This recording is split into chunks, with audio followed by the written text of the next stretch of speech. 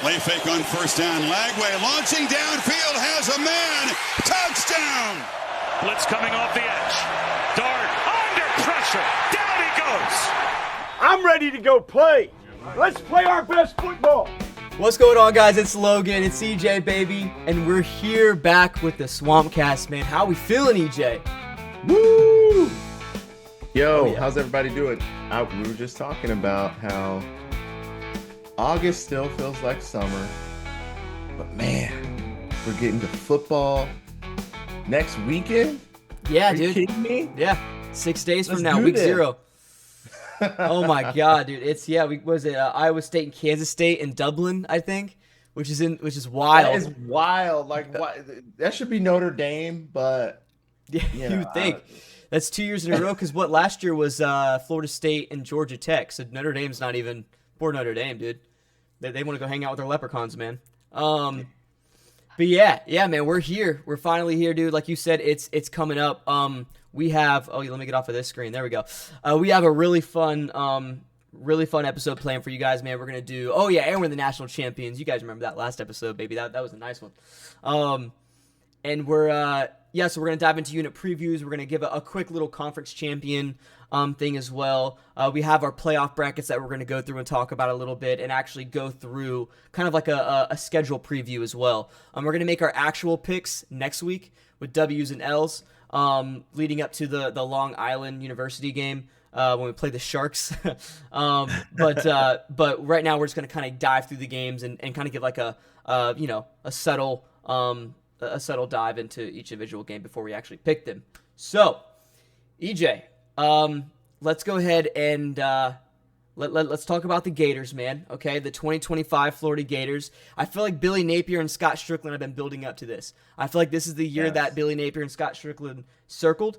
Finally, Billy doesn't have an insane hard game to start out with. It's not the Utahs of the world. It's not Miami. But you do have an absolute gauntlet the rest of the way after the first few games, which we'll obviously get to. But I feel like this is good for this team. We have we have a young team, I would say, in a way. A lot of guys that don't have too much experience are going to have to be jolted into this, especially with the depth that we have, which is a pretty big concern for me. But we'll get into that in a bit. So this is going to be a really fun year. We have a lot of old names, a lot of new names, and of course this is going to be DJ Lagway's team. This is his team, his time to shine. This is his time to make something happen, man, and go win that Heisman. So we will see how that goes. So yeah, EJ, you did an amazing job on breaking down this statistics 2024 review here that the people see on the screen. So we really do appreciate that. So let's go ahead and kind of dive through this. You'll see the little check marks next to some of these statistics. That means that we were above average, right? Yep. Okay, beautiful. So last year we also had the toughest schedule in the country. Not much different. It's literally the same schedule, just flipped with home and away, I believe. And the national average, obviously 65. Points per game, we were a little kind of underwhelming with that, about a point under. The Florida defense that was actually the same exact points per game allowed. Or no, sorry, it was a point above. Oh yeah, it's like dyslexia. I know that tripped me. I'm like, wait a second, a lot of colors on the screen. But no, obviously, not too big of a difference there. Not a big concern, I guess. The total yards per game, though, there's a big difference here. I mean, the national average was 420. The Florida offense was 386. Florida defense led up 392 yards, while the national average was 375. So yeah, EJ, how do you feel about just those before we dive into these above average statistics? Yeah, when you look at it's always good to kind of look at last year's statistics as you're trying to predict this year, particularly if you're bringing back your quarterback, number one, your starting offensive line, pretty much, except for two guys. Your entire backfield is pretty much back, except for Montrell Johnson, who was hurt all last year, so not significant. And then just look at how you performed relative to just the average schedule, which a lot of teams didn't play even an average schedule last year and had worse statistics than Florida.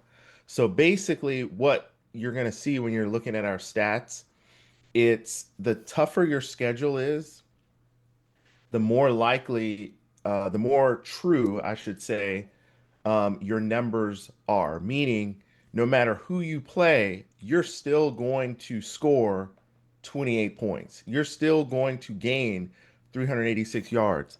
For many years, when we had like Jim McElwain or even a couple of the Dan Mullen years, the numbers wouldn't really tell us who we were as a team. So, for example, we would end up playing Georgia and they would just end up completely dominating us. Like we would have like 120 yards of offense and we scored 7 points. I was at that game, by the way. We got beat 42-7. It was embarrassing. And it's kind of like, okay, well, the last game we were kind of in it. Why are we getting destroyed? Well, because we didn't really play that much, that difficult of a schedule. We had Trayon Harris at quarterback playing against Georgia, and they were the number one team. But what this tells us is that if we were to play the number one team, we would still get 28 points. It's just defensively, are we going to hold them to less than 28 points, right? So that's why we're doing this. Looking at these numbers and a couple of other things. Just one other quick thing I did want to say is efficiency. So the key number to always pay attention to, particularly in football and especially in basketball, is offensive efficiency and defensive efficiency. And how do you look at those numbers in football? For me, it's points per play. That is a huge indicator of success. If you want to just bet and then just bet on different games, just see like which team scores more points per play, meaning every play means something. Yards per play, yards per pass, and then yards per play given up on defense, yards per pass given up on defense. Yards per rush, I think, is becoming less of a predictor just because I think more teams are just, throwing the football. But yards per pass and total yards per play are huge indicators. And we did pretty good in all those statistics. We're above average, even though we played the number one toughest schedule in the country. I think if we can continue to improve those numbers, we have some goals for the team in a couple of slides. I think we'll be pretty good. Beautiful. Well, let's go ahead and start breaking down the next slide here. 1 second, guys. There we go. So let's talk about some of the highlights. Let's talk about some of the good stuff before we get into the what we were kind of struggling in. So points per play, we obviously did a really good job in that. That's what happens when you have a guy like DJ Lagway in the backfield, right? That can throw the ball down the field. And I think, oh man, what was the other stat that I just saw? I think it was like the time of possession. That was a little bit lower than national average, but like you were talking about throughout the entire season, EJ, when you have a guy like DJ Lagway, when you have a guy with breakaway speed and power like, Jaden Ball in the backfield, those guys, every time they touch the ball, they can they can score a touchdown. They can get that ball in the end zone. And so, yeah, you're not a team that's like, the 2013 Florida Gators where you're just run. When you have, Kelvin Taylor and all these guys in the backfield that you could just hand the ball off to the entire game. And Matt Jones, like we did against Georgia. So, it's not going to be nothing like that, and that's why that's a little bit lower. But let's go ahead and dive into this. Points per play, we were doing phenomenal compared to the national average. Yards per pass, that's DJ Lagway right there, 8.58 versus 7.9. Yards per rush, we were up by 0.2 points. So that's just that, very efficient ground game that Billy Napier always has with his teams, and that's just a scheming job from him, which he always does great at. And it really shows how great this room is too, especially early on in that year. Rushing touchdown per game, we have 2. While the national average is 1.8. So, like you said, strong red zone rushing. That's where Billy Napier shines, right? And we have so many different backs we can get out there. So we can have, I don't know, Webb or Jacoby Jackson run the ball down the field, and then you give Jaden Ball with fresh legs into the game and give him the ball at the 5-yard line. He's going to get that ball in the end zone every single time.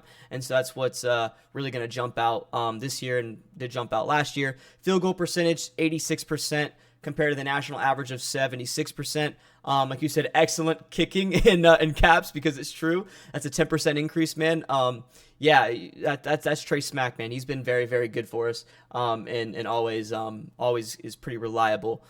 Sacks allowed, we've allowed 2.8 sacks fewer compared to the national average. That's 3 sacks, which is really solid. That's good pass protection. And if anything, we should see an improvement in this offensive line with that. So that's good to see, because a lot of those guys are coming back, led by Jake Slaughter at center. Yards per play, equal. So, you know what? We'll take that, right?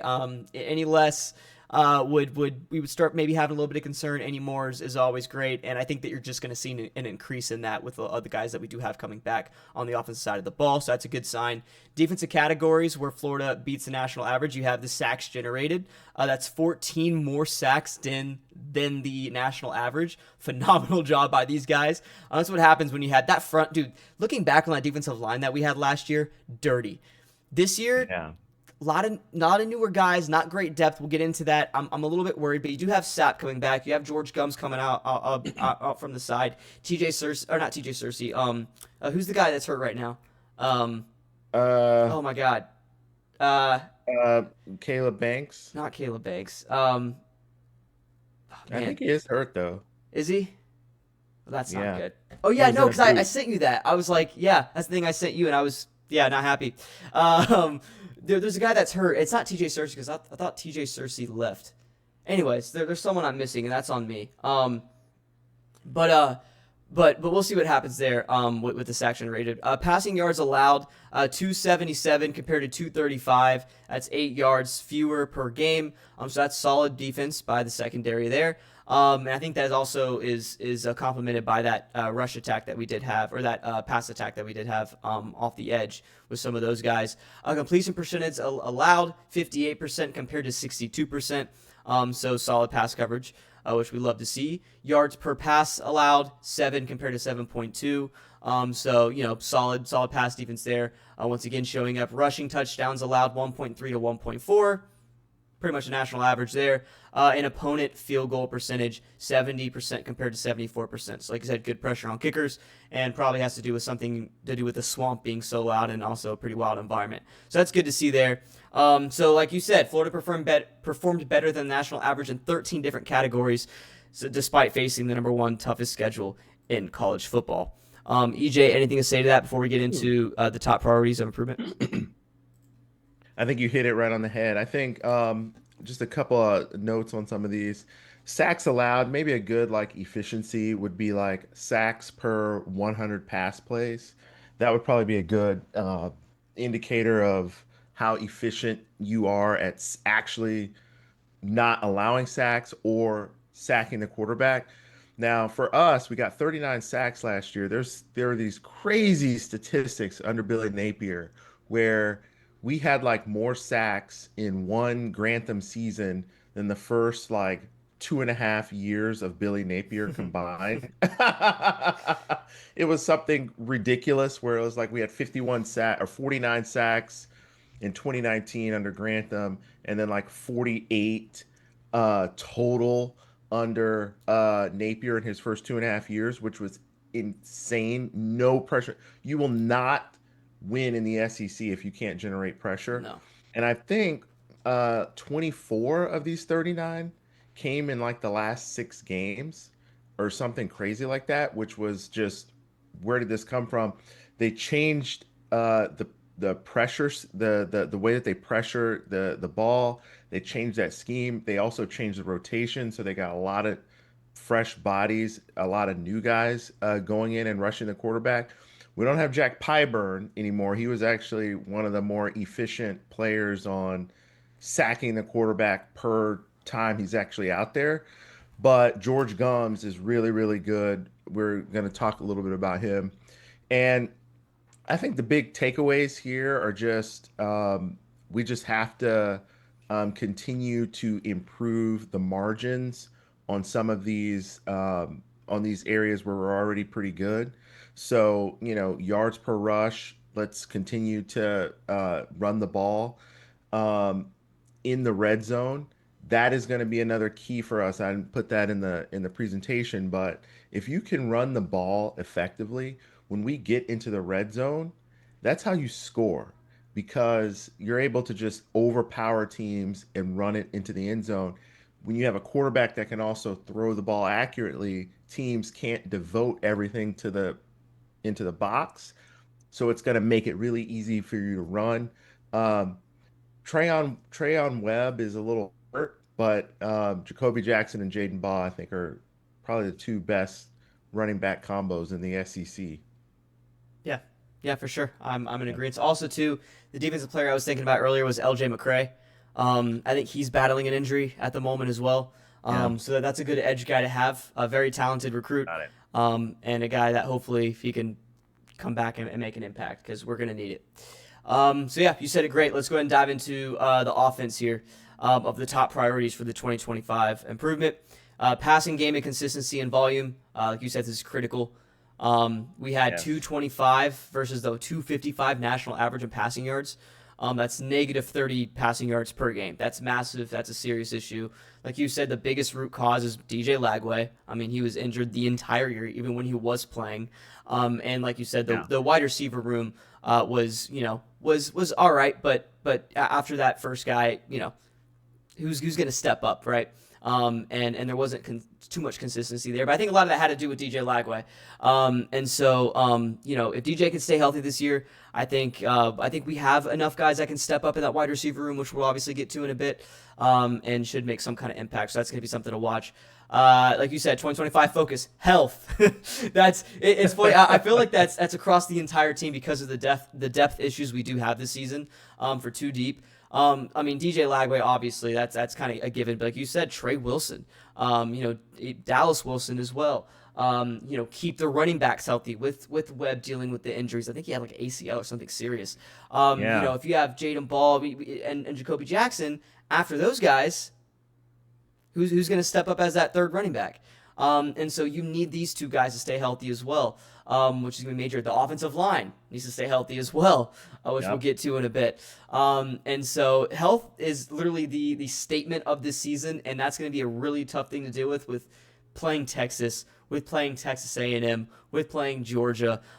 This schedule is no joke, and these lines that we're going to be facing and the physicality of these teams are no joke as well. So even USF with Alex Golish, I mean, they're a very physical team. Look what they did to Bama last year. Bama had to put 28 points up on the scoreboard in the fourth quarter to come back.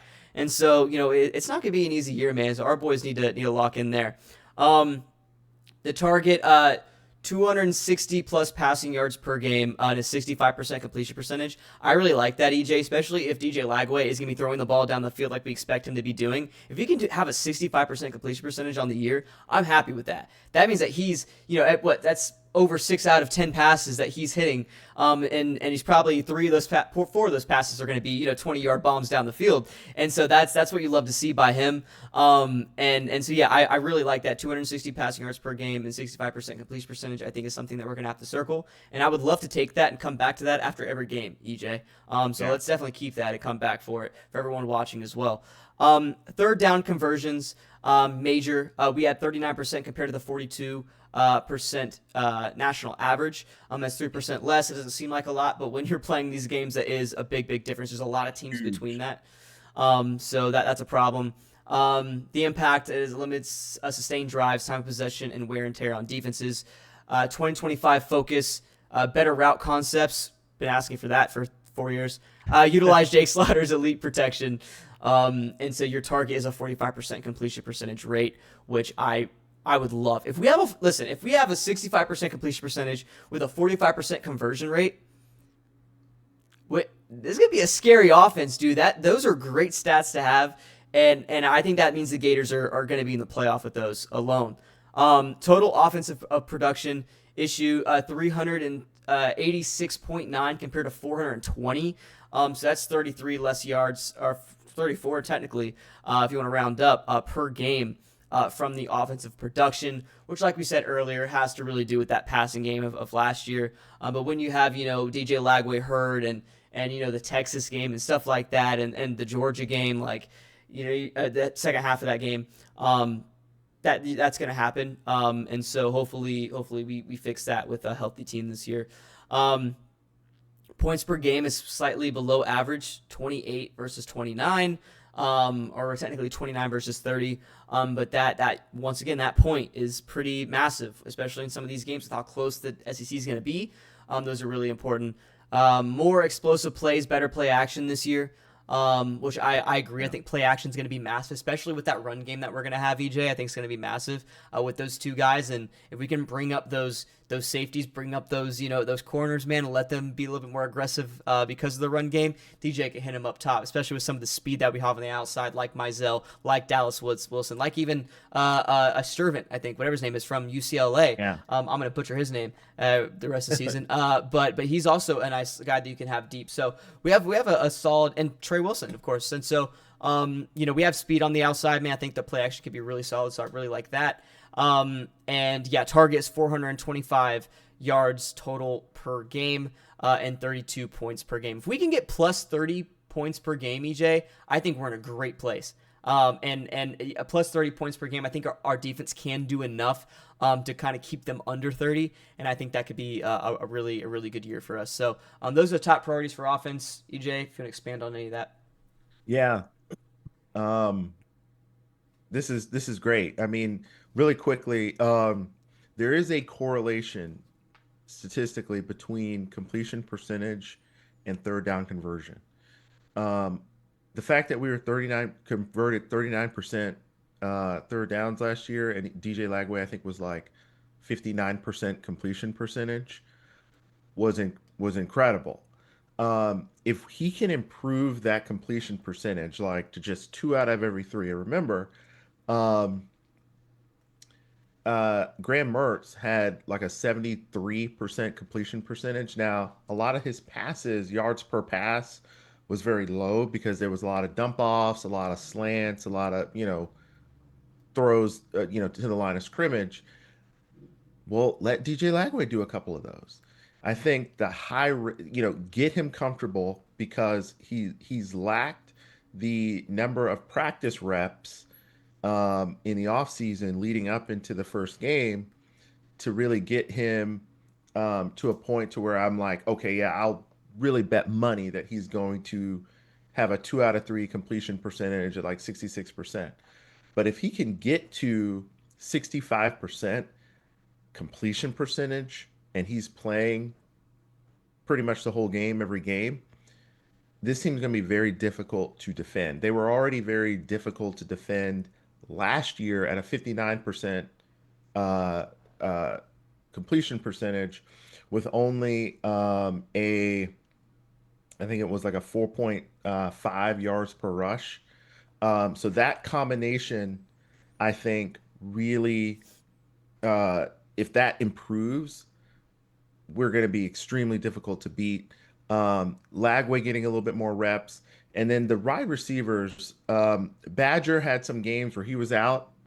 And so then it was kind of like, okay, DK was one of those guys that you couldn't really, he wasn't as versatile. He was excellent in the specific role that he played, but there are some wide receivers that can play any position. You put him in the slot, you put him outside, you put him here. And when you force DK to do that, he wasn't as capable. This year's receiving group, you have guys that can play pretty much at any position, split end, slot. And that is really going to open things up. Now, the challenge with that is it takes more reps for Lagway to get comfortable with expecting certain receivers to be in certain locations during the routes. But assuming that, the first couple of games, he can sort of get the rhythm going, that's really going to be huge for this offense. Yeah, No, I totally agree. I mean, it's something that DJ said he was working on too. Remember at SEC Media Days, he was saying that he's working on those little, easier passes, because if you saw, he would miss those. The ball would be low. The ball would be, behind. And if, EA Sports 25 or 26 has taught me anything, it's if it's not right on their chest, they're going to drop the ball. It's, I agree. I think just getting him, giving him those nice, easy passes, get his confidence up. Don't make him feel like he needs to hit those deep shots every single play. I think it's also just going to take a lot off of his plate, make him get more comfortable, like you were stating, and I think just going to help the offense overall. And that's the thing about Mertz is, he didn't throw interceptions. He didn't, he had a really high completion percentage, but his average pass was like 4 yards.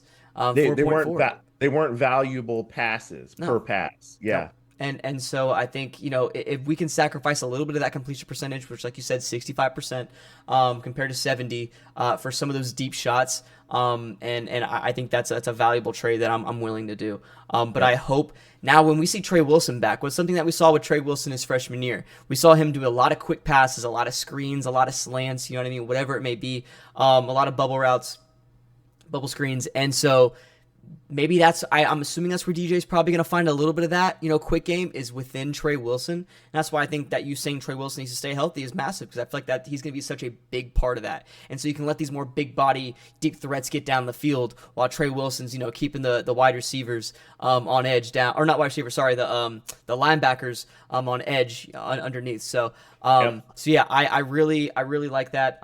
And so hopefully Billy Napier finds ways to get DJ incorporated in that quick game. So I do like that. All right, let's go ahead and get to the top priorities for the defense. It's going to be an interesting unit this year. Your biggest concern was the national average yards allowed. We let up almost 400 compared to the national average, which is 375. So that's 16 more yards per game, close to that. And that's that. Once again, those 16 yards are massive. And I think a lot of those games that was probably inflated was that Texas game. You know what I mean? That Georgia game, we started giving up there a little bit toward the end. Yeah. But I think if you take the last 5 games of the season, or last season, maybe the last 4, you're going to see a big uptick in the national average yards, you know what I mean, or the yards allowed per game. You're going to see an uptick, like you said, in the pass rush and getting sacks, in turnovers. And so what we're about to go through right here, a lot of these got way better in the second half of the year, but they are inflated because of that Miami game and some of those early games early on. So let's go ahead and dive in that. Texas A&M, they ran for 1,000 yards on us. I was at that game, dude. That was brutal, man. So that's the national average yards per game. We were ranked number 92 nationally. So that's not going to, like you said, that's unacceptable for college football playoff hopes. The 2025 focus is scheme simplification, which I totally agree with that. Better secondary communication. EJ, it's a great point because especially, you see it on TV, which is saying something, but if you go to the actual games and watch too, that defense looked like they were confused as hell half the time out there, man. You had guys like Pup Howard and some of these more veterans, even though maybe would have been his first year in the system, guys that were kind of helping these young dudes get set. I feel like Aaron Gates is a good example of a great player, but a guy that didn't know what he was supposed to be doing half the time. And a lot of that has to do with the communication and how confusing the scheme has been these past couple seasons, and this has been an issue for a while now under Billy Napier. So I agree. Hopefully we can, simplify it a little bit. I'd rather a more simplified scheme and have the guys in the right place than, doing all these different, maskings and trying to, hide different things from the defense and then get screwed because the guys don't know what they're doing.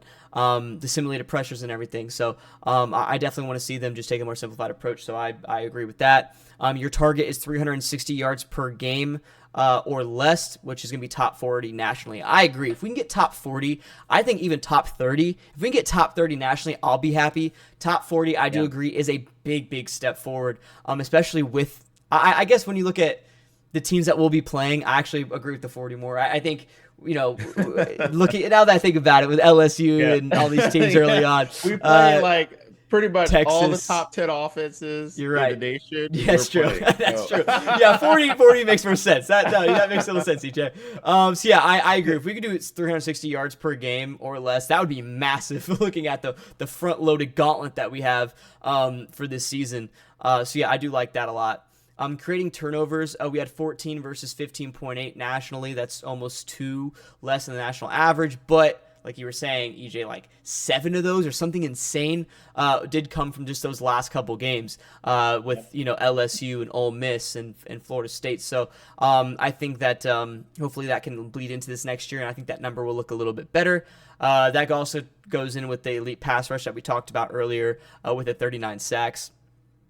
The 2025 focus, better DB ball skills, capitalize on pressure. I agree. We did see that a little bit late, but if we can get in front of that ball, be aggressive, maybe like I can't remember what's the last time we had a defensive pass interference. I can't remember, EJ. We're not being aggressive. You know what I mean? And so I think getting your hands on a guy, pulling the jersey a little bit, being physical, even if it's a couple of defensive pass interferences. I think that'd be really good to see there in the secondary. Your target is 20 plus turnovers forced, and I think that's very attainable this season, especially with this defense. Hopefully carrying over a little bit of what we saw last year, especially if we can get pressure on that QB. So I like the 20 plus turnovers forced. Rush defense, we let up 150 compared to 140 nationally. Yards per game, and so obviously that's a big issue. A lot of that, once again, did come from that Texas A&M game with Marcel Reed just walking all over us. But we definitely need to crack down on that. And the big focus, like you said, is the LJ McCray health. That's funny. I actually put that down. And better gap discipline. And I totally agree with that, especially on the interior, because you look at this interior defensive line, and once again, we'll get to this when we do the whole breakdown of the entire depth chart. But this interior defensive line is something that I'm a little worried about when it comes to depth. It's when we like to substitute. That's something we've seen during this entire tenure under Billy Napier with the different defensive coordinators we've had. They all have the same tendency to just substitute a shit ton. And so my question is when you take out Caleb Banks, when you take out Lyons, who's going to step into that interior defensive line? That's the big question. And so, hopefully we can kind of crack down on that. And that's going to be a big thing when it comes to this rush defense with that gap discipline. Your target is 130 yards per game or less. I really like that number. I would pick that number too. I think that's solid. So hopefully that comes into fruition. Third down defense, we were 41% compared to the 40% national average. That's even 40% I don't like. So you definitely need to get a little bit below that, which you have 37%, which I think is a really solid number. If we can get kind of mid-30s, I'm really, really happy with that because, the 41% is just not pretty at all. The defense, you said the defense stays on the field for too long, 70 compared to the national average of 68.5 per play. And I agree, 70 plays per game for an offense is a lot of plays, man. And a lot of that had to do with that offense scoring a little bit with DJ Lagway, but still, man, 70 is a lot. So I agree. I think that's a really important number to circle. Like you said, get off. The 2025 focus this season is get off the field and force more punts. And I do like the sound of that because I don't know any punters' names in the SEC, and that's a problem. So hopefully I got those guys memorized by the end of the year. So yeah, that's kind of everything for defense. DJ, dive into what you feel. Yeah, you hit everything on the mark. The thing with defense nowadays, and I'd love to get your thought on this, is, maybe like 15, 20 years ago, since you're building your roster through recruiting and guys can't transfer, you had a little bit more time to develop your philosophy and style as to how you wanted to play defense, and teams kind of knew what that meant. Nowadays, with the transfer portal, NIL, it's more plug and play than it's ever been, right? So you're going to start seeing the key fundamentals of defense really be even more important. So, for example, pass rush. Okay, that is very important. Why do y'all think Lane Kiffin sold his soul last year to get all these defensive linemen, and he stole Uman Mielen and all these other guys that are just freak pass rushers? Because he understands that that's what the game is like. No other team really is going to have time to develop these defensive players so that everyone's in tune with one another and the communication is 100% because I've been on the team for 3 years with all these guys. No, it's like, oh, I just met you for the first time. Let's go out and sack the quarterback. That is the philosophy. But one other key for our defense that I didn't put on here is continuity. A lot of the players have still stuck around. We did lose a couple of guys, but for the most part, many of them stuck around. So I think from a communication standpoint, that's going to be really important. You mentioned this, the defense giving up a lot of plays because the offense is scoring. That's very true. When the offense is having success and is scoring, the other team's offense changes it up. So every team goes into a game, every game with a game plan, like this is how we're going to play our offense. But if the other team is scoring on you, you got to pretty much throw that playbook out of the window and you have to start a whole new offensive philosophy. That's where this chaotic defense sacking the quarterback can come into play for us, which is what we're going to need this year. Turnovers, I put turnovers in here. That is so important. Turnovers are largely correlated to scoring margin. If you look at any game where a team like gets beat 49-7, or if they're like in the same conference, just look at the turnover statistic. It's 9 out of 10. One team is like +2 or +3 turnovers in that game, meaning they're set up to score easily, and then you have to start every drive from the 25-yard line, or if you're not smart, you're trying to run it out of the end zone and you get hit at the 10-yard line. Now you have to go 15 yards. I'm like, fair catch it. Yeah, you can fair catch now. I'm like, fair catch the damn ball. So turnover margin, especially for our team this year, if we can win the turnover margin, and DJ Lagway last year, he had 9 interceptions. Baugh and Jacoby Jackson, I actually, knock on wood, those two dudes do not fumble. They're like Alabama level running backs. They just do not fumble. They had one fumble, but other than that, they don't fumble, which is incredibly important for a running back. I remember Matt Jones. I went to the Miami game like in 2012, 13, something like that, in Miami. Oh, yeah. I don't know if you remember that. Yeah. But it was a close game, and we hand the ball off to him, and Miami puts the helmet on the ball, and the ball is like flying 20 yards down the field. I'm like, no! And in the Muschamp era, one turnover for us meant the game we're going to lose because the margin was so small. So don't fumble it. Freaking stop the run. Other teams aren't going to try to run it against us anyway because we're going to be scoring on them. So they're going to be trying to throw it. That's why we got to get passes, and we have to have coverage in the first 2 seconds. That is going to be key. Yep, I agree, man. I do remember that Miami game. We had Did you remember that ball flying? I was like, no, somebody fall the freaking ball. Yeah, because I one thing I remember, because like that's when I started really watching Florida Gator football. And I remember that was Vernon Hargrave's first year? I think that was his first season. It had to have been. Yeah. Yeah, I think that was like 2013, I think so. And I think that's where when he still wore like number 16 or whatever. And I do remember him getting out there and I remember the hype around him. That's what I remember is the hype around Vernon Hargraves in that game. But yeah, that's when that's when it was the Orange Bowl. It didn't have the roof or anything or like the panels. It was just the Orange open. Bowl. Yeah. That's crazy. I do remember that. All right, sweet. So I agree. I think turnovers is going to be massive. That's always, like you said. I mean, when you look at the ESPN final result, you go to turnovers. There's always something that's usually the telltale sign there. Yeah.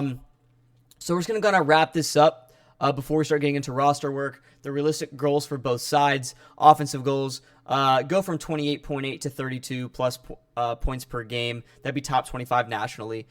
Passing, go from 225.7 to 260 plus yards per game. Make it more balanced, and get closer to that average. The third down efficiency, go from 39% to 44%. God, 39% is just so ugly.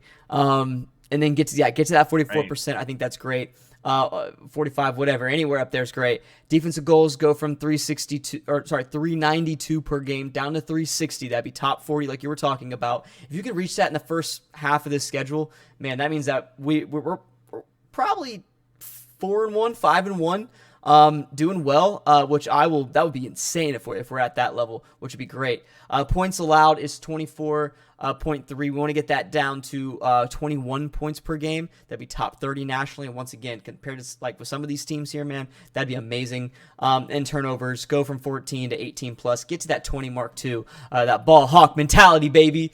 I love it. Let's get there. Ball hawk. Yes, and sir. then real quick on the points. So if you look at this, we scored 28 points, 29, we gave up 24. So the margin difference was 5 points. That means you're pretty much 6-6, 7-5. That's going to be your record if that's your point margin.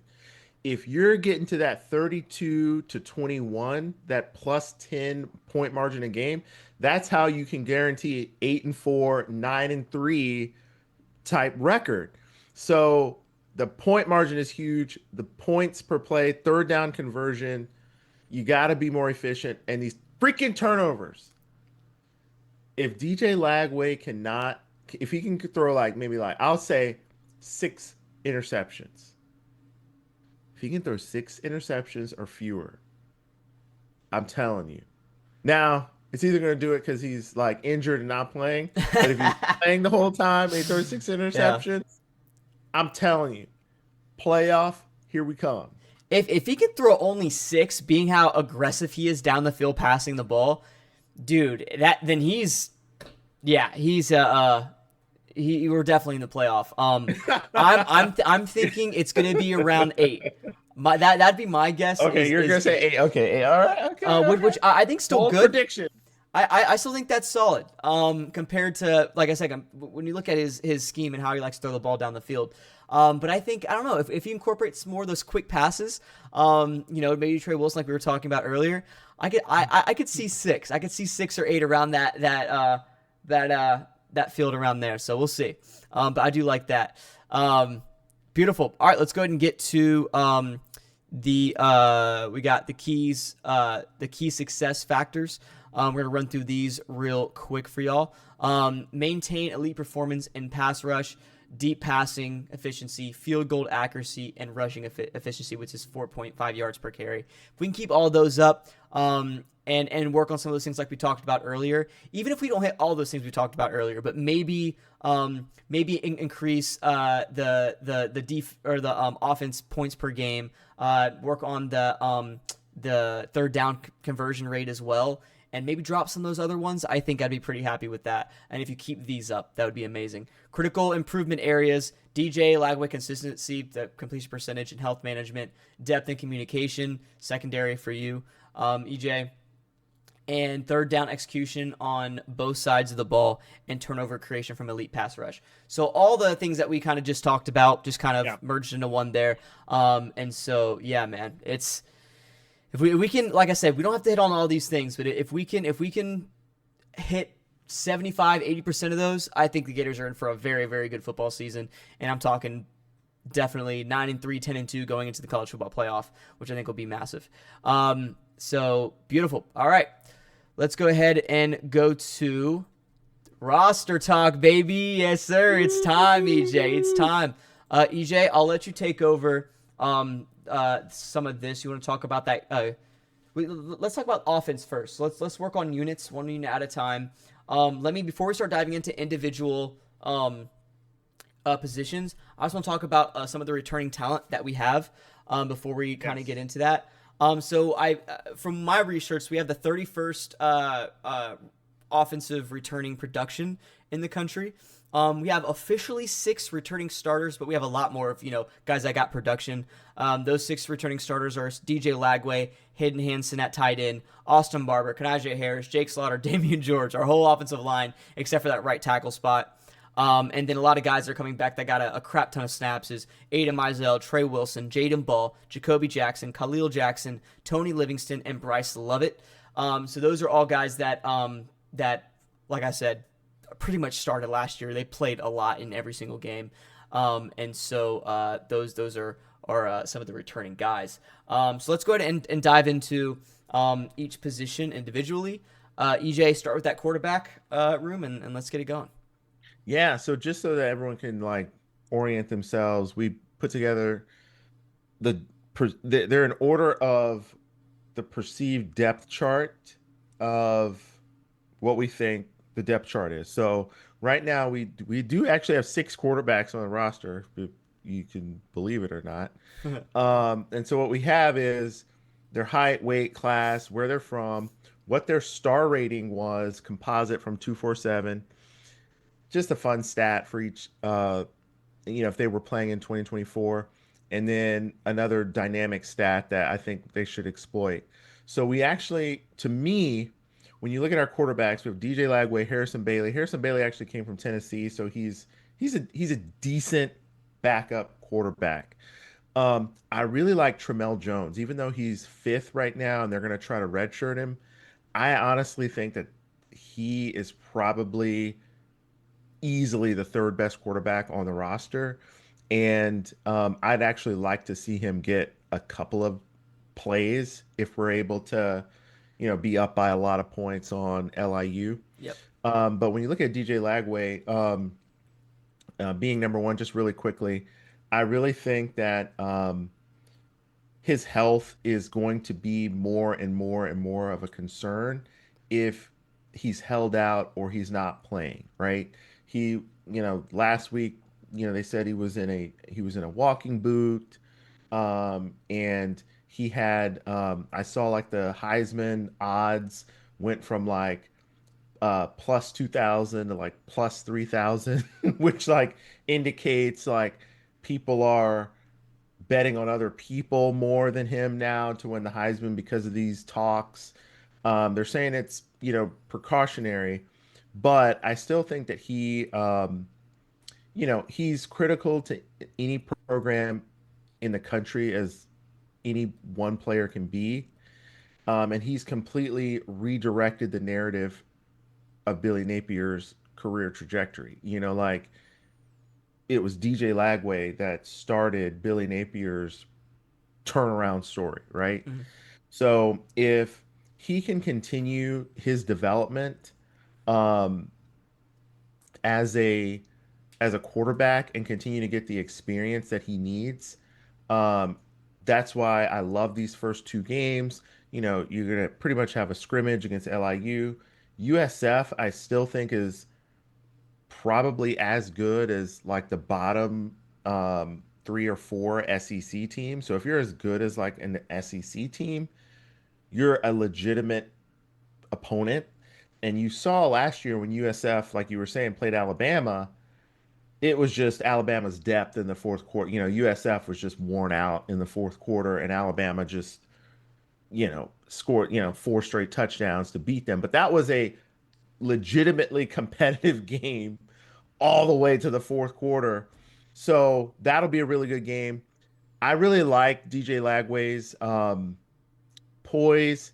I'm just interested to see, can he take that significant next step like you sort of saw with, not to say he's going to be Joe Burrow or anything, but when you saw Joe Burrow in 2018, he was kind of like a Felipe Franks level quarterback. He was good. People attributed success to him. But that next season, he was just completely on a different level. And he was healthy the whole year. So you got to get lucky in some form or fashion and just stay healthy.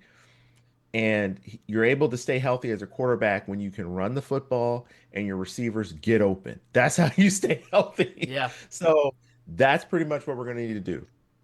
Yeah, no, I agree. Also, offensive line block for my boy, man. Keep him safe. We need it. Yeah, no, I totally agree. DJ Lagway needs to take that next step. And, I mean, I don't see why he wouldn't. 2nd year under the system. This is the reason he came to Florida was because of Billy Napier. I mean, I think everyone, that was the biggest reason why a lot of people didn't want to fire Billy, is because if you get rid of Billy, you get rid of DJ, for sure. And yeah, I mean, just that, I think he'll take that next step. You're seeing a lot of, the only big negative is the limited snaps that he is getting. But like you said, that's what's great about starting with LIU is and USF. You know what I mean? Is like you do have a little bit of a buildup. You're not getting thrown into Miami or being thrown into Utah, which was such a physical defense those 2 years. So this is a good start for him. It's probably the best case scenario for DJ, but. Yeah. Let's just hope he can stay healthy, man. The dude's made of glass. He's been injured like 3 seasons this time or 3 times in this off season alone. So hopefully he can continue that. Crazy. No, seriously, it's been like one injury after another, dude. It's like just keep this, put him in bubble wrap, keep him safe, and hopefully he can reach his potential because man, that potential's so high. I mean, he literally has the potential to win the Heisman this year. It could easily happen, especially with the people surrounding him, and this team. So we'll see what happens with him. But yeah, I'm pretty happy with this. Like I said, Harrison Bailey, a guy that was at Tennessee. I think he was also at Wisconsin or something. I think he's transferred 2 times, if I'm not mistaken. And so, yeah, big body guy, a very good backup. Like, this is a guy that you're like, okay, cool, I'll have him. And then, like you said, after that, Tramel Jones is definitely the third guy there. So we're pretty happy with what we have. But obviously, we want DJ to stay healthy. So, yes, and we also, I mean, Clay Millen is also in there. He transferred from Washington, so he's pretty good. I feel good about the quarterback depth. It's much better than what it was last year when you lost Mertz and then Lagway's hurt. So then it's like, okay, now I have to put Aiden Warner in, which is like asking way too much from him. So yeah. Beautiful.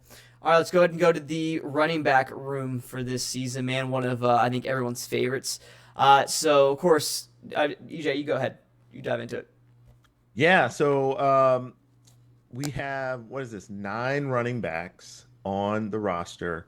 The top 3 are all the highest rated recruits. Jaden Baugh, actually, people don't know. He's from ATL, so maybe you can go stop by and see his fam, Logan. See his statue out front of the high school? Yeah.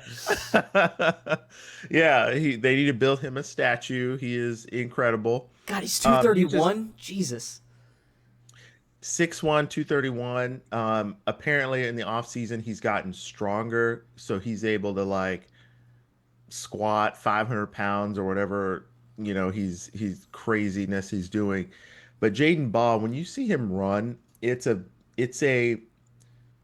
very it's an indicative running style to running backs that are very successful. So he's low to the ground, very powerful, strong legs, great vision.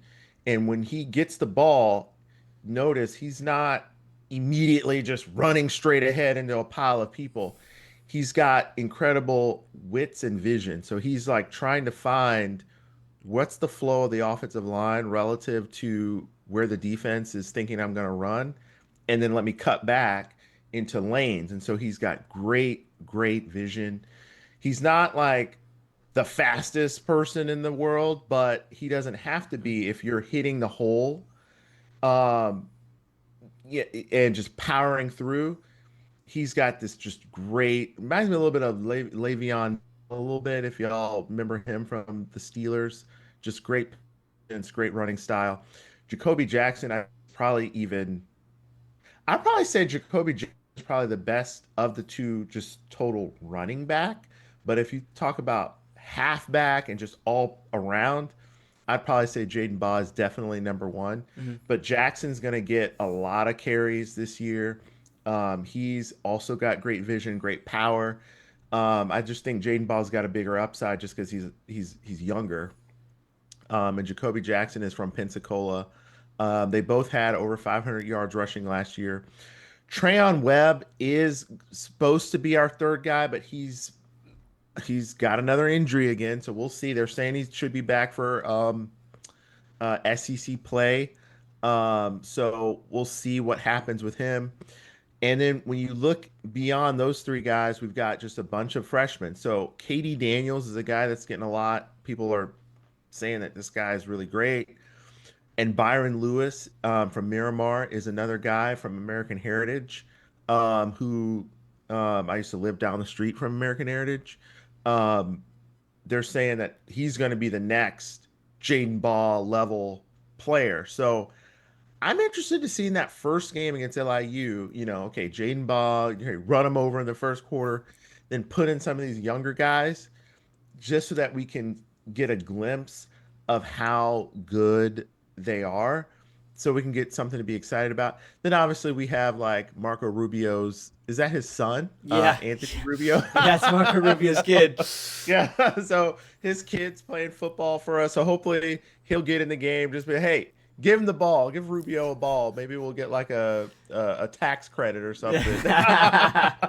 Facts. So Get an NIL donation from the government. Right. So this running back room is actually very, very deep. If Trayon Webb can come back healthy, I love Byron Lewis. I love Katie Daniels. Duke Clark is another guy that we haven't really talked about. I haven't really heard too much about him. But, man, we got 5 or 6 good running backs. I feel really good about this room. Look at all those freshmen, man. That's crazy. Was that 4 freshmen? True freshmen coming in, and a sophomore running back and Jaden Ball? Yeah, I mean, our future at running back is don't gotta worry about it. That's for sure. So yeah, I agree. It's really good to see. I mean, there's not much to say other than I'm just excited. This is just such a good group.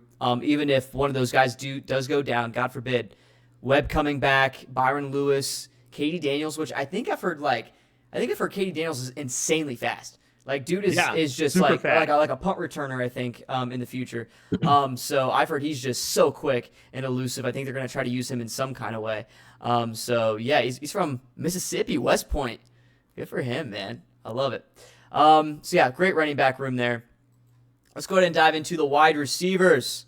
Woo! Probably the most interesting group, I would say, going into this season. Got great depth, but, I'm just curious on how these guys are going to do. Let's go ahead and dive into it, EJ. What do you see?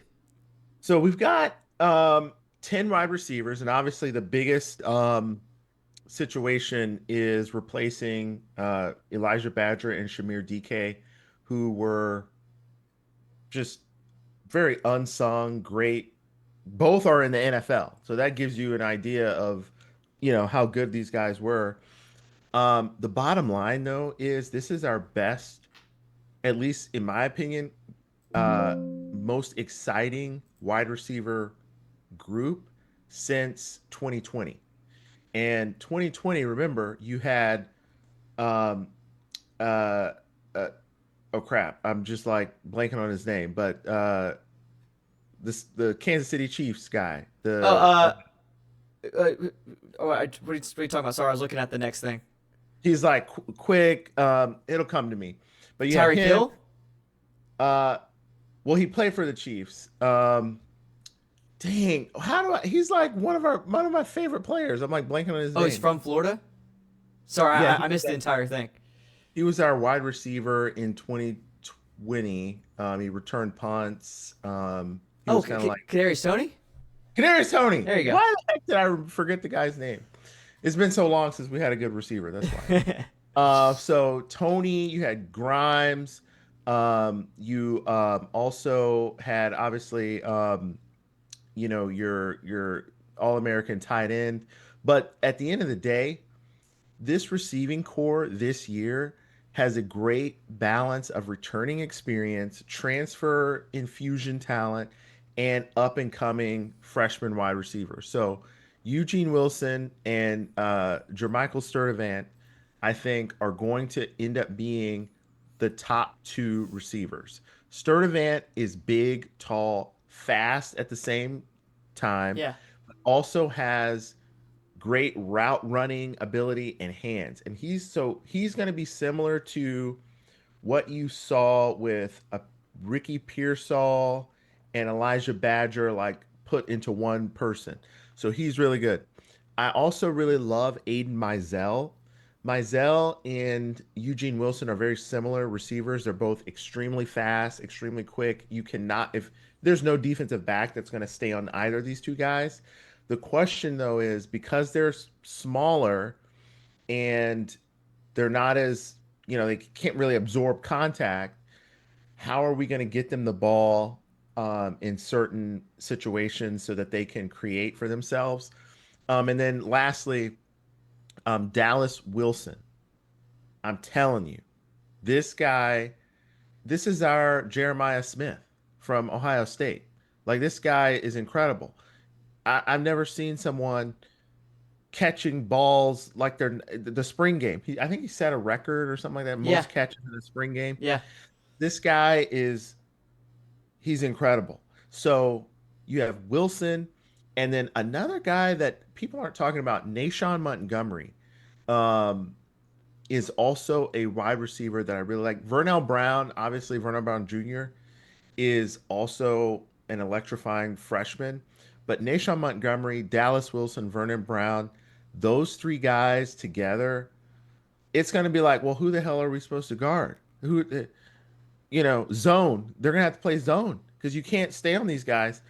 So the running game plus throwing out these three wide receivers, it is going to be extremely difficult staying in front of these guys. And we've already saw if they get behind you, Lagway has the ability to just put the ball right, ball placement right on the money. I'm telling you, this is going to be great. But the only issue that I will have is the chemistry. So what role is each of these wide receivers going to play? What, position in the formation are they going to play? Where does Lagway expect them to be? If that's not 100% well, repped and understood, that's what leads to turnovers and interceptions. And back to the LSU, Joe Burrow back in 2019, they never had that because those guys, they were like, oh, we catch 1,000 passes a day from Burrow or whatever the crazy number was. So it's kind of like, and you saw that on the field. Like when they got out there, it was like, oh, we know what we're about to do. Are you going to stop us? And it's like, no, we're not going to stop you. So we have the potential to do that. So I'm really excited. Yeah, no, I agree. I mean, this is such a dangerous group, man. Look at so many sophomores and freshmen, too. Once again, man, such a young group. This is a young team, man. If we find, and I expect us to, but if we find a lot of success this year, the future's super bright, especially if we can get some depth coming in from the transfer portal and add a lot of key pieces. I mean, we have such a young team that, at least on the offensive side, that it's great to see. I mean, Trey Wilson, obviously, coming back, and just an absolute monster. J. Michael Sturt, a guy, how do you say his last name? Sturdivant. All right, a guy that, like you said, is a big body dude, 6'3", but is so fast, man. He's a deep threat. He can get you from underneath as well. A guy that I think is going to make a huge, I think a bigger impact than what people think this year. I think he's going to make a name for himself on a national scale. And then you got Dallas Wilson, of course, like you said, young guy, 6'3" as well, super fast, same kind of play style, right? But it's just so good, dude. I think, like you said, the most catches in the spring game. Had was it like some ridiculous number of receiving yards in that game as well. I was making sideline catches. Insane, man. So, yeah, Dallas Wilson, absolute monster. Vernell Brown, another guy, man, that, like you said, big recruit coming out of high school, 5-star. One dude that makes amazing sideline catches. I think he did some of those little events when he was getting recruited. I watched some of his highlights, man. Bro's a toe tapper on the sideline and in the end zone. A guy to watch in those red zone situations. Nashawn Montgomery, another phenomenal freshman coming in, man. And then, of course, Aiden Mizell, Tank Hawkins, they all have speed. Like, this is a very dangerous group, and you don't run out of receivers, so it's a really good little group to see. Yeah, Mizell from Orlando. We gotta go say hey to him. Yes, sir. I love it. All right, UF Gators offensive line. Let's dive into this.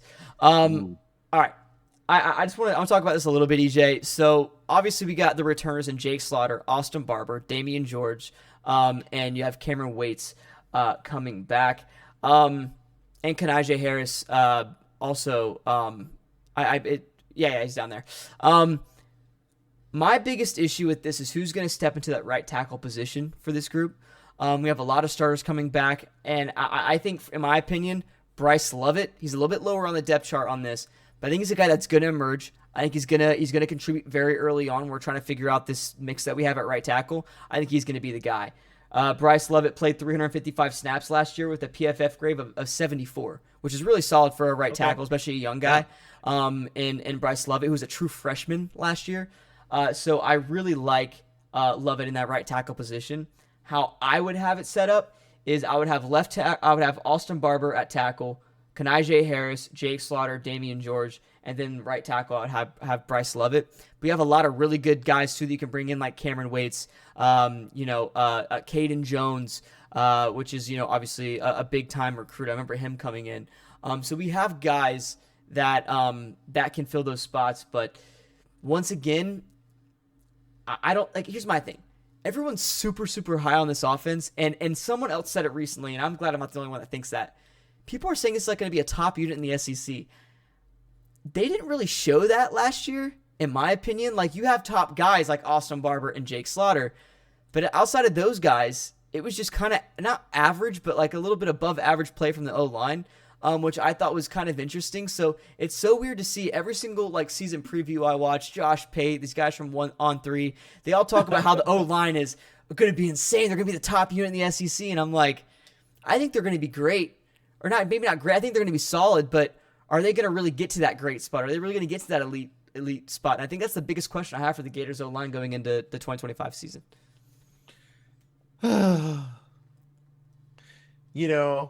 You're absolutely right, because now that you think about it, or now that I think about it, there's always a unit that gets hyped up like they're the best thing since sliced bread, and then they fall off a cliff. Like Miami. They were supposed to have the best defense. Florida State. They got the best defensive line in the history of college football.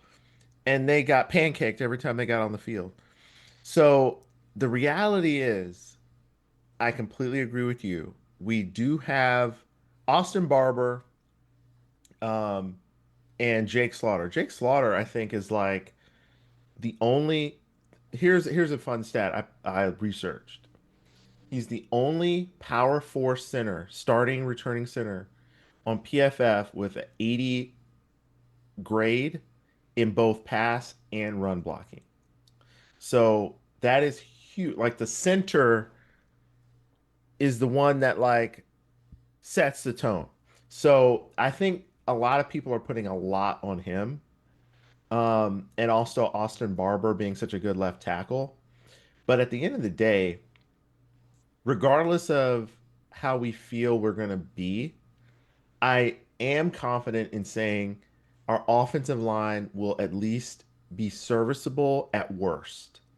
Because remember, for many years under Mullen, and I remember Mullen 2020, the offensive line couldn't run block if and NIL wasn't around. But if it was, and we were to like, okay, if you can actually run block one run, we'll give you $1 million per run block.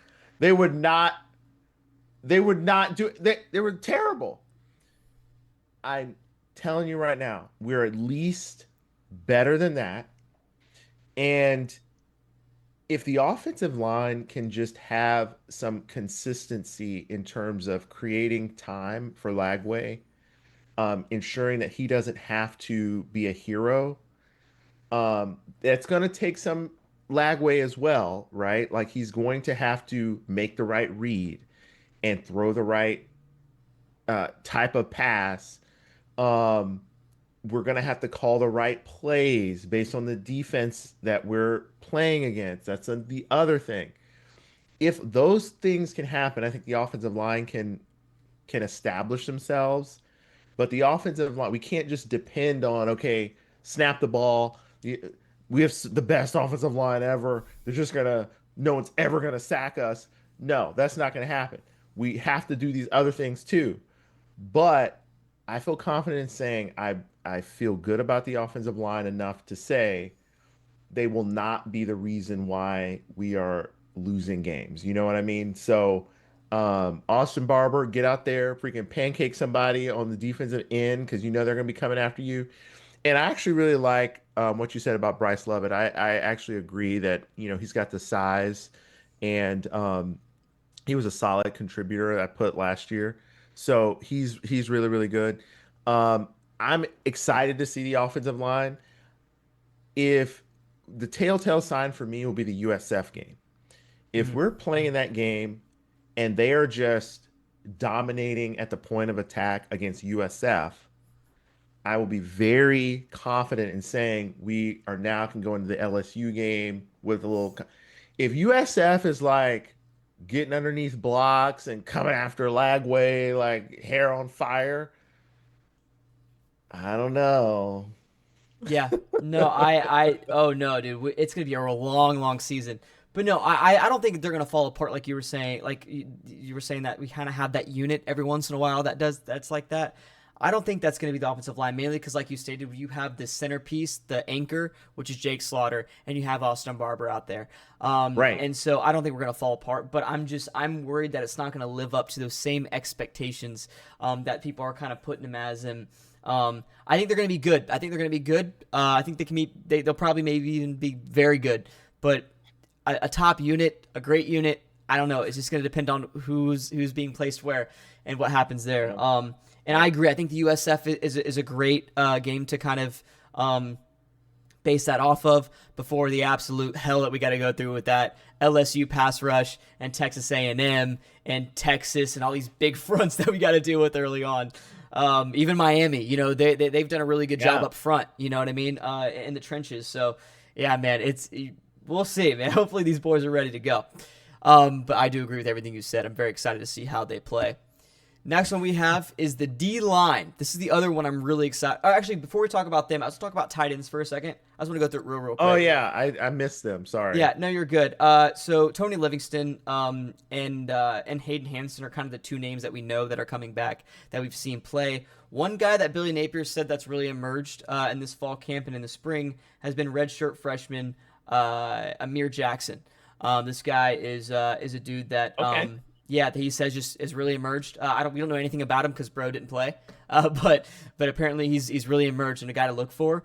Also, offensive lineman, since we just got done talking about that, Jason Zandamela was another guy that Napier name dropped and said that he was doing really well. So if we go back and look at that, I don't even think he's not even on here because he's like way down at the bottom of the chart, but he's just a guy that Napier said he was very happy with that kind of took that step forward. So I don't think he'll make an impact. I think all those other guys will probably be in there, but just a guy from in the future that maybe we need to prepare for his name is Jason Zandamela. So Amir Jackson, a guy to look out for at tight end, just because I feel like that's probably the weakest point on the offense, considering there just hasn't been a difference maker there. I think Hayden Hansen's solid. I think Tony Livingston's solid. But in Billy Napier's offense, you need that big guy at tight end, and hopefully Amir Jackson can kind of come in and shake those things up. So just a guy to look out for before we dive into this. Okay, sweet. All right, Gators defensive line. Let's go and dive into this. This is a really, really interesting one. EJ, I'll let you take it over. Go for it. Oh, defensive line, guys.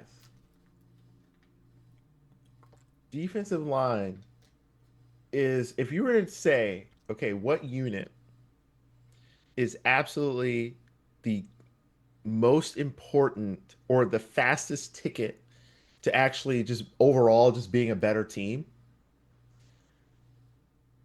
9 out of 10, I'm saying defensive line. Because defensive line neutralizes the potency of the other team's offense and completely transverses the game's trajectory. If you can get pressure on new age college football teams who are all shotgun, wild and crazy, hair on fire, throw the ball all over the field, if you can just line up and just beat your guy and limit the ability for the team for the offense to have a full playbook, that is the fastest ticket to actually doing something with your season. And Tyreek Sapp and Caleb Banks are the two anchors. Finally, we got two guys. And these guys, going into the season last year, people were like, yeah, Caleb Banks, even though he's a 5-star recruit, whatever. These two guys started to become like they were two of the best in the nation. Like people are, well, they're just on the Gators. They were two of the best in it. We watch college football people. They could play for any team. They were absolutely incredible. the most important thing is we have a 7-man deep rotation at edge, which is huge. I really miss Pyburn. I don't Yeah, know why the guy went to LSU, but whatever. money. If he was on this team, I'd be like, oh my God, we're going to be really great. Mhm. But Jaden Woods is also on here. Um, I researched where they're getting a lot. He's getting a lot of like, wow, this guy is like legit. Okay. And the defense in the recent scrimmages have also dominated, and it started with the defensive line. And remember, if your defensive line is good, the other team can't throw, can't run. No, the receivers don't. You have great receivers, don't matter. Your defensive backs don't really have to be that amazing if your defensive line gives the quarterback like no time to have those routes develop. George Gums, I think, is also an incredibly versatile edge. This guy, I mean, from a size standpoint, he doesn't look like he's that big, but he's actually very strong and fast. Jamari Lyons, LJ McCray are also two guys on the interior that I'm hoping can emerge. But like you said, the interior anchor, I think this team is probably going to rely less on that because of the depth, and try to run more of like a 3-3-5 type of scheme where maybe you just have one guy on the end and then your focus is really your edge rusher. So you're going to have like 3 on the left, 3 on the right that you're rotating through. And then just that one D line guy, you're just relying less on him. But that only really works though if the offense is moving the ball and is scoring, because that means that the other team will say, okay, screw it, we can't run the ball, we got to throw it to like stay in the game. Then you can then that's when the Florida defense can really take over. When the offense is turning it over and we can't score, and now we have to, the other team is like, oh, you can't score on us, let's hand the ball off up the middle 100 times and really wear you out. That's where the defense is going to start to struggle, and they're going to run over us. Defensive line is going to get tired. At the fourth quarter, they can't pass rush, and then we're screwed. LSU game is going to be the big indicator there. If we can score on them, force their offense to say, okay, Nussmeier, you got to throw it every time. That's when we got them where we want them. If we can't score on them and they're just going to hand the ball off to number 29, what's a majigger guy, we're screwed. Yep. Freaking score on offense. That will help the defense. And I really like this team. I think Tyreek Sapp is going to be, if he can stay healthy, one of the top defensive ends that we've had since Ja'Kai. He's going to be like the Ja'Kai Polite, who every time they hike the ball, he's like, I'm coming around the corner. I love that. That's what we're going to have. Yeah, no, I agree. I think a 3-3-5 is what you're going to have to do, man, because there's no depth in the interior defensive side. Because if you look at the edge is great. You have Tyreek Sapp, George Gums, LJ McCray even on the edge, man. Jaden Woods, Kofi Asar, the guy that came in from where did he transfer from? UMass. There you go. He was really solid at UMass, man. So that was a really good guy to bring in. But on the interior side, yeah, you have Caleb Banks, which, like you said, Detroit boy, Detroit tough. Yo, Detroit! Yeah, exactly. Detroit what? Eminem. Yes, sir. A big 5-star guy, and just a future NFL star for sure. But after that, who the hell do you have? I mean, you have Jamari Lyons, a guy that did play last year and was solid. I don't know. You have oh god, I'm gonna butcher his name. Burrow. Okay, so this is a guy I have him written down. I think he is my player that's going to emerge on this defense. The reason I say that is because he has to. If not, we're screwed. If not, we have nothing going on. There's no one else. I like this guy a lot because even though he was only just a 3-star guy, actually from Atlanta too, baby, let's go. He got a very limited amount of snaps last season, EJ, but whenever he was in the game, he was pretty disruptive. He always found himself in the middle of an assisted tackle or something. and did pretty decent in the run game. So I like Makai. He has to come up and Boiro, I think I say his last name. He has to step up and make something happen. I have him as the guy that's going to emerge. A lot of people have other guys kind of being the guy that's going to step up. Hold up, let me see what they were saying online. But I personally really like Makai. I think he's going to be the guy. Let's see. They have I can see that. Yeah, they have Brendan Brett. I don't know who this is. A lot of people have him as a projected guy on the interior side of the defensive tackle spot. So, we'll see what happens. I don't know who that is.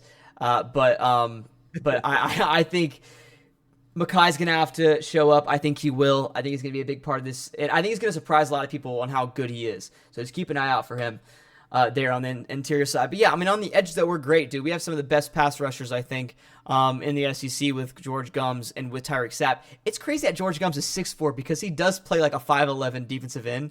You know what I mean? He looks smaller out there. I don't know why. It's funny you mentioned that. I'm like, yeah, he does play small.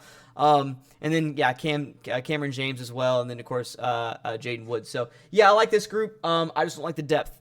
Even if Makai Burrow, whatever, does emerge as that good interior defensive guy alongside Caleb Banks and Jamari Lyons, who the hell else is going to emerge behind them? That's the big question. We'll see what happens this season with the Gator defensive line. And let me tell you, George Gums, when I saw this guy coming around the corner, sacking people left and right, I'm like, you know what? Why do I like this guy? So why is he so good? He's from Chicago. I'm telling you. Chi-Town, where you at? Yeah, we talked about it. Go ahead. Caleb Banks is also from Detroit. And so you think about like Michigan, Jim Harbaugh. Why are they so good? Well, they focus on defense. They always have a great defensive line. Guys like Caleb Banks and George Gums are like who they would have on their defensive line. Like that national championship team that Michigan had a couple years ago. Incredible defensive line play. These two guys are kind of like who they recruited to play there. So we got these types of guys on our defensive line now instead of guys that are just playing patty cake with the offensive line. Amazing. Gumby, get it. Plant the flag. Dude, I remember you mentioned Gums early on last season, and you were just so excited and hyped to see him, man. And he emerged there late and just became an absolute monster. So I love that. You're talking about incorporating more of the linebackers because of the lack of interior defensive linemen just a minute ago. And now that's a perfect segue into the linebacker group. The linebacker room is really good, dude. I'm really excited for this one. A lot of young guys, too, but I'm really, really hyped. So it looks like we're starting out with Miles Graham. Sophomore. Is this 3-star recruit? I thought he's like a 4. Whatever, it's 24/7. He's a local guy. I remember him coming in. Billy Napier and all these guys have said he's been super, super productive. Even though he obviously didn't play last season a whole lot. I believe, I guess he didn't redshirt. This is a guy that was really highly spoken about. And so he finally gets a shot here alongside Grayson Pup Howard there as well, who's obviously coming back. I think he's coming off of an injury, if I'm not mistaken. So I hope he gets fully healthy and gets ready to go. But yeah, I mean, those two at the linebacker spot's going to be really, really big. You also have Aaron Childs coming back as well. This is another sophomore that kind of came in with Miles Graham. They were kind of that tag team. I thought they like kind of 4-star, 3-star guy that came in. Very kind of they were that year's Ty Jackson and the other true freshman that we have, Miles Johnson. So it was kind of that year's freshman. So yeah, these are both great guys. Aaron Childs, I've also heard Billy Napier talk a lot of great things about him, saying that he's really been emerging, that he's quick. Because I remember when he first came in, Billy Napier talked about him and said that he was just a young freshman that had a lot of upside but made a lot of mistakes. And now 2 years in the system, hopefully he can emerge alongside his buddy Miles Graham and Pup Howard as well. And then after that, like I said, you got the true freshman and Ty Jackson, which I think we were all excited for. Flipped him from USC, if I'm not mistaken, and alongside Miles Jackson as well, another true freshman. So I really like what we see here, man. Really excited for this. This linebacker group, especially if that defensive line is slacking a little bit on the interior side. If these linebackers can really step up and stop the run game, I think that can be massive for this group, and I think that they have the ability to step up. 100%. And I made a mistake. I put Devin Moore in Yeah, here. no, you're good. Sorry. I was like, oh crap. My copy and paste. But anyway, I really like the linebacker group. I think, is this preseason going to be a group of guys that are like lighting up the preseason? No. These guys are going to have to play hard, prove themselves, and emerge. They're all very fast and athletic, but in the video game, when you play the NCAA, everyone's playing the game now since it's back. There's a component to it each player called awareness, right? Which is basically how in tune to the game you are. Are you reading the room? Are you understanding what your assignment is, what the offense is trying to do, and can you just be at the right place at the right time? That is going to be, if these guys can develop that, which comes it comes with the offense. Everything is connected. If the offense is doing their job, the defense, when they get out there, they know what their job is. When it gets sort of high variability, meaning you're playing these crazy games, wild games, the other team they have the full playbook, that's when you start to get exposed a little bit. I think if this team the linebackers can continue to assert themselves, they're gonna be rushing. We're gonna call lots of blitzes. They're also gonna have to cover running backs out of the backfield and tight ends over the middle, and they may even have to cover a slot receiver every now and then. The challenge with our linebackers, I think this is going to be the group that, to me, I have the biggest concern, and not because they're not good and athletic, but because of the quarterbacks that we're playing against. We're playing against the best quarterbacks in the nation. And these quarterbacks that we're going to play against, whatever scenario you put them in, they're going to be able to throw the right, to the right person. And to me, 9 out of 10, that's going to be somebody that's matched up against a linebacker on our team, because that is going to be what every offensive coordinator says is our weak point. And they're going to say, hey, don't throw it to Devin Moore. Don't throw, even though I put him as a linebacker, don't throw to the flats. Throw over the middle, this linebacker, expose him. And so those guys are going to have to really be on their P's and Q's this year. I still really, really like Miles Graham. I think he's going to be our best linebacker. Grayson Howard, I think, obviously really, really good. Playing more free and aggressive is kind of what I've heard in like the press conferences and everything. We just got to let those guys do that. Get pressure on the quarterback. Let them blitz. Don't give them too much to think about. But at the end of the day, I do think they're going to get exposed just because the other team is going to design their plan of attack to throw at the linebackers, and we're going to have to be able to hold up. Mm-hmm. Yeah. No, I didn't even think about it like that. I agree. These are like kind of, obviously Miles Graham got a little bit of playing time last year, right? He was kind of in that rotation. But now that you say that, we do have a lot of young and inexperienced guys, and it's going to really rely on Miles and on Grayson to really take that to take that linebacker room by Holden and get them where they need to be. So, yeah, I mean, once again, it's depth. After them, you got freshmen, right? So and Devin Moore. No, I'm joking. But we got a lot of freshmen. And so He looks like a linebacker. Yeah. Put him in there. No, I expect it. But no, you're definitely limited once again by depth. And this is, we'll do our final thoughts at the end. But that's my biggest worry about this entire football team is health and depth, and those go hand in hand. So I totally agree. All right, let's go to DBs. We're going to go through this a little bit quick because I do have to get going here. Let's go ahead and dive into DBs. Another really interesting group here, EJ. Let's hear your thoughts. Start it off. DBs, so secondary. So last year, PFF had us collectively 111th nationally in coverage, which Jesus. It was kind of surprising, that stat, because it's like we're almost dead last in the country. It didn't feel that way in the last few games of the season. You know what I mean? If there are injuries at the safety position, that is, we have Castell, Dijon Johnson. I'm assuming Devin Moore plays safety.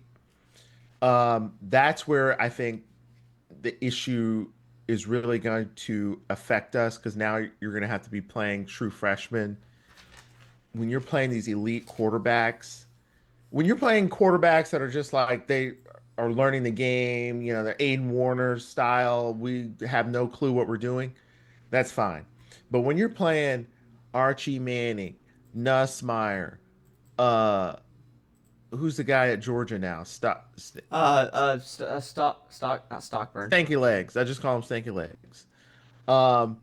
You're playing all these elite quarterback. Who's the guy at Miami now? Who's Carson Beck.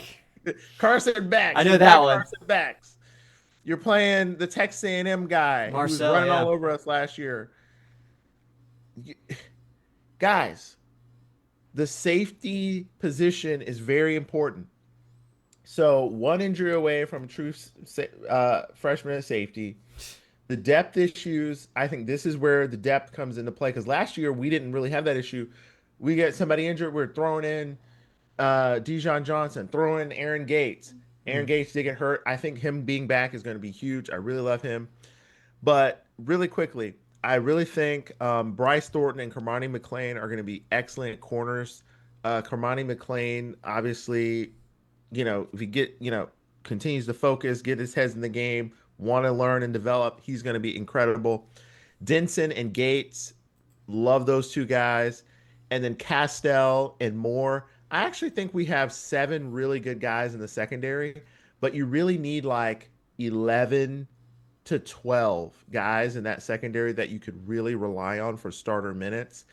And that's where we kind of fall a little bit short. So, that's my thought on the defensive backs. If the D-line gets pressure, it'll reduce the anxiety, but I think we'll be fine. Yeah, no, I like that. Jordan Castell coming back, kind of that, seniority showing right there, right? He's kind of that big boy of the group now. Bryce Thornton, I would flip Bryce Thornton and Devin Moore. I would put Bryce Thornton at safety and put Devin Moore there at DB alongside Cormani. He's gonna have to step up, make his debut. Obviously, Sharif Denson, I would have there at nickel. He's done a really, really good job at that area there. One guy I'm really excited for, EJ, is Ben Hanks III. I believe, is it like his dad that played at Florida? Okay. I think this is a true freshman guy, 4-star, highly touted recruit, a guy that we've been hearing a lot of good things about in fall camp and so in spring. And so I'm really, really excited to see. Obviously, I'm a Miami boy. Really excited to see him maybe get an opportunity. If he does get an opportunity, that's probably not a great sign. Some stuff probably happened. But he is a freshman. I think we might be able to rely on in coverage, because I think he's kind of a lockdown guy there. I might surprise some people as a freshman. So he's kind of my emerging player for this defense overall, is alongside our guy at the interior defensive line spot earlier that we talked about. So yeah, I think he's a big guy to look at. But yeah, Devin Moore, Aaron Gates, Sharif Denson, Dijon Johnson, Cormani, Bryce, Jordan, a lot of guys that we've seen that we saw last year. So very excited to have them back on the field and finally get the limelight. So we'll see what happens, man. Really excited, but I mean, like you said, the depth here is a little bit scary, especially if Ben Hanks isn't a guy that's kind of a plug and play. I think that it's gonna be rough, especially. I mean, when you look at the schedule, just the physicality of these offenses, the physicality of these players, man, one after another is going to take a toll on these guys. There's going to be injuries, right? It's just where are these injuries going to occur? And that's what's a little bit scary, and what's the severity of them. So yeah, defense is going to be really interesting. But I want to end it here in a minute, EJ. But I want to ask this: if you could give a grade one grade to the offense, one grade to the defense, what would it be for both of those units? Ooh. Okay, so the offense, I'd probably say A minus. Same here. I'm A minus for them. Yep. I would say we're an A minus preseason. Mm. So it's like, you take the pre-test, you haven't really taken the class yet. I say we're A minus. And then for defense, I would say I would give us a B. I would give us a B. Literally same for me too. Yeah. I would say A minus B. Now, if we can get to just A offense, B plus defense, hey, that's where we're really like top, because people say we're in the top 10. Like Josh Pate Power Poll had us like number 9. Yeah. Which is like insane, but that would be A and B plus. We're probably not there yet. So, and then with injuries, you never really know. That's what I'm worried about. That's a big thing. I literally have the same exact things, A minus and a B for them too. That's really funny. I do want to talk about special teams real quick before we do go. The kicker, obviously, Trey Smack coming back, bro, the senior himself.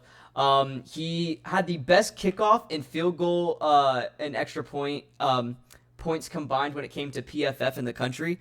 Bro, nice. He's the best kicker in the country, man. Absolutely dangerous. Doesn't have a weak spot. He went 18 for 21 last year, 85%, like we were talking about earlier, pretty much 86% with a long of 55. So really excited to see him. Punter is Tommy Doman, the guy that came from Michigan. He's really not bad. His stats did take a slight dip from that national championship 2023 season. He did punt 49 times for 42.6 yards a punt. Now his long was 68, and he did have 15 inside the 20. And that's actually a little improvement from the previous year. So he is pretty dangerous in getting that ball in and helping out field position, which is really going to help out the defense, and we know how important that is. So hopefully Tommy can make something happen there. And his performance in the 2024 national championship, or 2023, whatever you want to call it, with Michigan, he had like 2 punts inside the 20 in that game alone. So he had a good little season there, man. So if he can bring a little bit of that to this team, helping out field position, putting this defense in great opportunities, especially against some of these offenses we're going to be facing, I'm really excited for the special teams unit. And I'm gonna give them an A minus because I don't know how the punter's gonna do. You know what I mean? That's obviously a big issue. So I'm gonna give them an A minus. How do you rate the special teams unit? Oh wow! So you're giving A minus. Yeah. Okay, yeah. so I'm gonna give a solid B, and the only reason I'm giving a solid B is because from the coaching standpoint, like if Billy Napier just decided, you know what, I'm going to really emphasize special teams, and I really want that to be special, we could be a lot better. I love Smack. He's going to be the best kicker. I feel good about the punter. Looking at the numbers, hey, hopefully we don't even need him that much. And then the other big part of it is, can we block a flipping kick? We don't even try. We're just like, okay, snap the ball, And then the other thing is, when we go out there to freaking receive the punt or block a punt, are we going to have 11 guys on the field or 8? Because that one time we had like 9 guys. What the hell are we thinking? So can we return a punt for a touchdown? Can we block a punt? Can we run a kickoff back? Can we do something that gives us an advantage with special teams? Because we've done, and that's the other reason our points per game are kind of not as high, because we have to do everything from the 20-yard line. If we actually got a kickoff or a punt return and got good field position from your special team. That's how you get good field position, your special teams. Mm-hmm. If you're not getting good field position from your special teams, it's more that you got to do with your offense. That's why I say B, because I think if you just say kick it, punt it, don't fumble the punt, yeah, we're good. But if you're saying, okay, the special teams are actually going to have you win the game, right? I'm probably not going to say we're like that high up there. And we cannot, when we go into this season and we're playing all these tough teams, watch the special teams plays. Because I'm telling you right now, that is going to be the difference between winning and losing some of these games. Because these other teams are going to emphasize special teams and say, block a punt, return a punt, do something. And we're just sitting there building, well, maybe we'll catch the ball or not, and we'll return the punt. That's going to be the difference in one of those games. So let's see what happens. That's a great point. I think we have enough playmakers to where we can actually make that happen, but it's just going to be a matter of how aggressive we're going to be. So I like that. We'll see, man. But there you go. That's going to be our unit preview, kind of our roster preview for this season. Obviously, we didn't get to some of the other stuff that we were wanting to, but we needed to go in depth on that, man. There's a lot we needed to break down, a lot of players we needed to talk about, and a lot of stats that I'm glad we broke down because we'll see how those translate later on in the season. We'll keep an eye on those with those goals. But we really do appreciate it, guys. Next week we'll be back. We definitely want to do a conference champ prediction. We have literally all that laid out alongside our college football playoff prediction as well, counting the national championship, all that. And so we'll try to fit that into next week. And also, of course, we're going to do a season prediction for the Florida Gators. We're going to dive into every single game, every single opponent. It's going to be a long episode. It's going to be a fun one. I don't think we have anything going on next Sunday, so it'll be super long. We won't be rushed. It's going to be a good time. But yeah, EJ, any last words? We're so excited to be back. We'll be at a couple games this year. So oh yeah, hopefully we'll see you guys there. They need to build more hotels in Gainesville. What the hell? $500 a night? What are you thinking? Yeah. So here we go. I love it. I love it. We love you guys, man. Like, comment, subscribe. Let's get the season going. It's going to be beautiful. We want to have you guys along for the ride. We love y'all, man. Go Gators. See you next week.